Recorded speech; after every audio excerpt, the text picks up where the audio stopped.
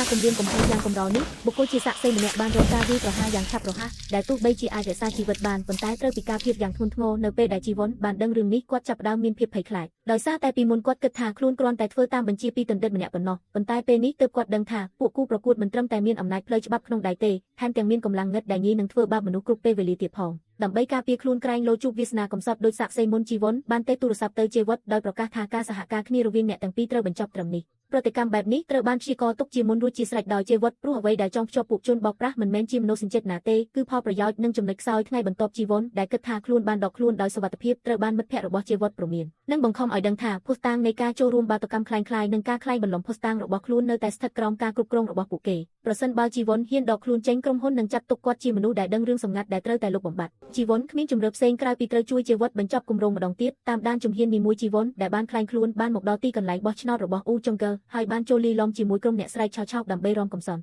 តាមរយៈក្បាច់រាំដ៏គួរឲ្យចាប់អារម្មណ៍របស់គាត់បរិយាកាសនៅទីនោះក៏ត្រូវបានបំផុសឡើងយ៉ាងលឿនដែលមិនត្រឹមតែធ្វើឲ្យអ៊ូចុងកឺចាំមុខគាត់ប៉ុណ្ណោះទេប៉ុន្តែថែមទាំងទទួលបានការពេញចិត្តពីអ្នកស្ម័គ្រចិត្តបោះឆ្នោតម្នាក់ទៀតផងជីវ័នក៏បានឆ្លៀតស្នាសុំថតរូបជាមួយអ៊ូចុងកឺដែលភីគីមខាងទៀតមិនបានបដិសេធឡើយបន្ទាប់មកដោយសារទំនាក់ទំនងរបស់អ្នកស្ម័គ្រចិត្តនោះជីវ័នបានប្រើប្រាស់ជំនាញបោកប្រាស់របស់ខ្លួនដើម្បីចូលចិត្តបុគ្គលិកផ្នែកហិរញ្ញវត្ថុដែលធ្វើការឲ្យក្រុមហ៊ុនអភិវឌ្ឍគាត់បានប្រើប្រាស់ស្នេហាคล้ายៗដើម្បីបោកបញ្ឆោតយកទំនុកចិត្តពីជនរងគ្រោះហើយឆ្លៀតពេលដែលជននោះកំពុងដេកលក់លាបត្រដាងថតយកឯកសារកណេឲ្យរបស់ក្រុមហ៊ុនឯកសារបានបង្ហាញយ៉ាងច្បាស់ថាក្រុមហ៊ុនបានបញ្ជូនប្រាក់ទៅឲ្យអ៊ូចុងកឺជាបន្តបន្ទាប់តែខ្សែសង្វាក់ផលប្រយោជន៍លាក់កំបាំងរវាងប្រព័ន្ធតុលាការនិងគម្រោងអភិវឌ្ឍនេះហើយគឺជាដើមទុនសម្រាប់ជីវិតក្នុងការវាយបកវិញបន្ទាប់ពីឯកសារត្រូវបានបញ្ជូនទៅកាន់ប្រព័ន្ធផ្សព្វផ្សាយការបោះឆ្នោតរបស់អ៊ូចុងកឺចាប់ផ្ដើមរង្គោះរង្គើចៅក្រមដែលពិនិត្យមើលសំណុំរឿងបានក៏ហើយជីវិតមកសាកសួរជាថ្មីថាហេតុអ្វីបានជាគាត់សារភាពកំហុសការពីអតីតកាលជីវិតបានសារភាពថាគាត់ជឿលើការសន្យាខ្យល់ឯចៅក្រមវិញក៏យល់ព្រមបើកដំណើរការនីតិវិធីកាត់ក្តីជាថ្មីឡើងវិញរឿងនេះធ្វើឲ្យអ៊ូចុងកឺមានអារម្មណ៍ថាមានគ្រោះថ្នាក់ហើយក៏បានទូរស័ព្ទទៅប្រធានពន្ធនាគារជាថ្មីប្រធានពន្ធនាគារក៏បានចាត់វិធានការយ៉ាងលឿនមិនត្រឹមតែបំផ្លាញសម្ភារៈមួយចំនួនដែលជាវត្តខិតខំប្រឹងប្រែងរៀបចំឡើងនោះទេប៉ុន្តែថែមទាំងឃុំឃាំងជាវត្តក្នុងបន្ទប់ឃុំឃាំងដាច់ដោយឡែកទៀតផងទោះបីជាជីវ័នមកសួរសុខទុក្ខក៏ដោយក៏ការសន្ទនារបស់ពួកគេត្រូវបានត្រួតពិនិត្យប៉ុន្តែសំណាងល្អដែលជាវត្តបានរៀបចំទុកជាមុនដោយមិនបាននិយាយចំគោលដៅទេ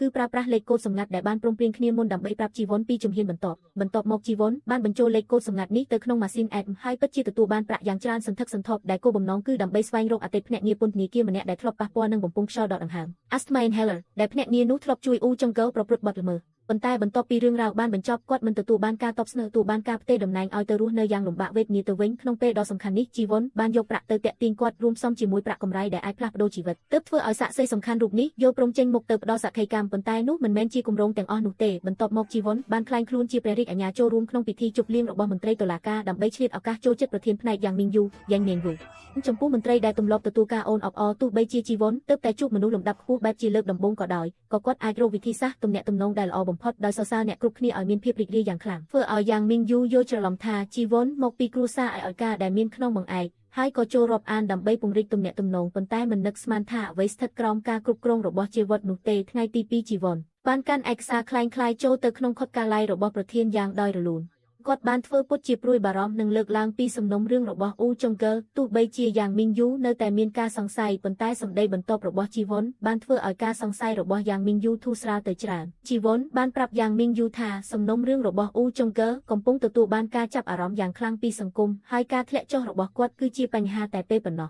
ប្រសិនបើគាត់បន្តឈរនៅខាងអ៊ូចុងកឺគាត់ប្រហែលជាខ្លាយជាពេលយកឈាមលាងបាបដែលចំណុចនេះបានរង្គោះរង្គើការតាំងចិត្តរបស់យ៉ាងមីងយូស្របពេលដែលមានការកោះហៅប្រជុំយ៉ាងមីងយូបានទុកឲ្យជីវ័នរងចាំនៅក្នុងការិយាល័យដែលជាឱកាសឲ្យជីវ័នឆែករកឯកសារភ្លាមតប3គាត់បានរកឃើញកាតពន្ធដារដ៏សំខាន់ដែលបានផ្ញើទៅអ៊ូចុងកឺនិងបានសរសេរហត្ថលេខារបស់ប្រធានយ៉ាងដែលគាត់បានហាត់សរសេររាប់មិនអស់នៅលើនោះនៅពេលដែលប្រធានយ៉ាងត្រឡប់មកវិញឯកសារបានចូលប្រព័ន្ធថតទៅហើយយ៉ាងមីងយូទើបដឹងថាខ្លួនត្រូវគេបោកប្រាស់ប៉ុន្តែបើបញ្ជូនឯកសារបន្តដើម្បីការពារអ៊ូចុងកឺវាស្មើនឹងការសារភាពជាសាធារណៈថាខ្លួនចូលរួមជ្រៀតជ្រែកក្នុងប្រព័ន្ធតុលាការដូច្នេះហើយគាត់គ្មានជំរើសក្រៅពីត្រូវសហការជាមួយជីវិតនោះទេតែទន្ទឹមនឹងនោះជីវ័នក៏មិនអាចគេចផុតពីបទចោទប្រកាន់ពីបទក្លែងបន្លំខ្លួនជាព្រះរាជអាជ្ញាដែរទោះបីជាគាត់អង្គុយក្នុងបន្ទប់សួរចម្លើយក៏ដោយក៏ទឹកមុខរបស់គាត់នៅតែស្ងប់ស្ងាត់ដែរព្រោះជីវិតបានរៀបចំគម្រោងពាក្យពេចន៍ទាំងអស់ដើម្បីបញ្ចុះបញ្ចូលយ៉ាងមីងយូរួចជាស្រេចហើយ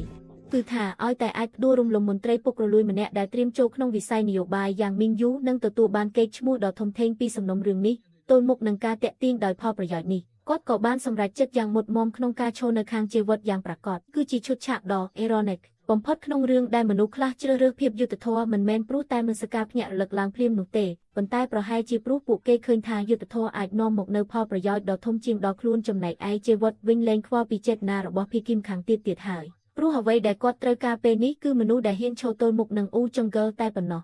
21ក្រោមការរៀបចំយ៉ាងល្អិតល្អន់របស់ជីវិតស្របពេលថ្ងៃបើកកាត់ក្តីសារជាថ្មីកាន់តែជិតមកដល់អ៊ូចុងហ្គើបានបាត់បង់បាក់ពួកជាច្រើនដោយមានអារម្មណ៍ថាមានវិបត្តិគាត់បានមករកជីវិតក្នុងពន្ធនាគារម្ដងទៀតដោយព្យាយាមប្រើប្រាស់ល្បិចកកាលពី5ឆ្នាំមុនដើម្បីបញ្ចុះបញ្ចូលជីវិតគាត់គិតថាជីវិតនៅតែជាមនុស្សស្លូតត្រង់ដែលពោពេញដោយឧត្តមគតិដូចពេលមុនដោយសន្យាថាបើជីវិតឈប់តាមដានពួកគេនៅតែអាចសហការគ្នាបានដែរប៉ុន្តែគាត់ភ្លេចថាជីវិតបានខាតបង់ពេលវេលា5ឆ្នាំដោយសារតែភាពស្មោះត្រង់ខុសរឿងនេះដែលធ្វើឲ្យពាក្យកុហកដើមដែលមិនអាចបោកប្រាស់គាត់ជាលើកទី2បានឡើយពេលឃើញវិធីទុននិងរឹងសុទ្ធតែបរាជ័យដើម្បីធានាសុវត្ថិភាពខ្លួនឯងអ៊ូចុងហ្គើបានសម្រេចចិត្តធ្វើសកម្មភាពប្រថុយប្រថានដោយគិតថាបើមិនអាចឲ្យគាត់សារភាពទេត្រូវធ្វើឲ្យគាត់បាត់បង់ឱកាសឡើងតុលាការជាអចិន្ត្រៃយ៍មុនថ្ងៃកាត់ក្តីអ៊ូចុងហ្គើបានឲ្យប្រធានពន្ធនាគារជួលអ្នកទោសឲ្យលួចចាក់សម្លាប់ជីវិតឈាមក្រហមស្រស់ហូរចេញពីរបួសយ៉ាងលឿនទោះបីជាបុគ្គលិកបញ្ជូនគាត់ទៅមន្ទីរពេទ្យក៏ដោយក៏តុលាការមិនពន្យាពេលគ្មានកំណត់ដែរ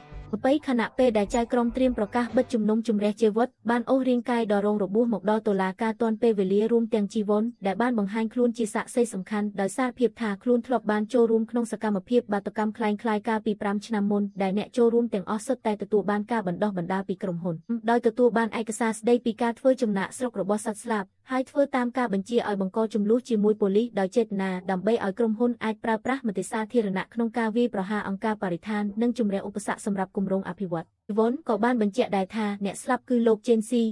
សូពិតជាមានជំងឺហឺតយ៉ាងធ្ងន់ធ្ងរដែលសូម្បីតែការជិះឡានក្រុងក៏ពិបាកខ្លាំងដែរ12រូបថតនេះគឺជាភស្តុតាងដែលថែបយ៉ាងមីងយូបានបន្តដាក់ស្នើបញ្ជីកណេឲ្យខុសច្បាប់របស់ក្រុមហ៊ុនដែលបង្ហាញថាមានសំណុំរឿងជាច្រើនត្រូវបានព្យួរចោលដោយគ្មានមូលហេតុបន្ទាប់ពីឆ្លងកាត់អ៊ូចុងហ្គើហើយក្រុមហ៊ុនក៏បានផ្ដល់មូលនិធិដល់សកម្មភាពនយោបាយរបស់គាត់ជាបន្តបន្ទាប់ដែរទោះជាយ៉ាងណាភស្តុតាងពិតប្រាកដដែលបញ្ជាក់ថាអ៊ូចុងហ្គើជាអ្នកបង្កើតព្រឹត្តិការណ៍ឃាតកម្មនេះនៅតែមិនទាន់ឃើញមានប៉ុន្តែនៅពេលដែលអ៊ូចុងហ្គើកំពុងប្រកែកប្រជែងស្រាប់តែអតីតភ្នាក់ងារពន្ធនាគារបានមកដល់កន្លែងកើតហេតុដោយយកប្រអប់ថតសម្លេងសាក្សីមកជួយទោះបីជាជីវិតមានការរៀបចំរួចជាស្រេចក៏ដោយប៉ុន្តែនៅពេលដែលសម្លេងរត់ដល់ចំណុចសំខាន់បំផុតវាក៏បានដាច់កណ្ដាលផ្លូវដែលធ្វើឲ្យអ៊ូចុងហ្គើចាប់បានចំណុចខ្សោយគិតថាបើប្រកែកតឹងរឹងនឹងអាចរួចខ្លួនប៉ុន្តែភ្លាមនោះជីវិតបានបំពង់ខ្យល់ដកដង្ហើម Asthma Inhaler មកបង្ហាញដោយចេតនាថានេះគឺជាវត្ថុតាងដែលត្រូវគេបោះចោលកាលពីអតីតកាលតើអ៊ូចុងហ្គើធ្លាប់ជួបការគំរាមកំហែងបែបនេះពីមុនមកឯណាកំហឹងនិងភាពភ័យខ្លាចធ្វើឲ្យអារម្មណ៍របស់គាត់ផ្ទុះឡើ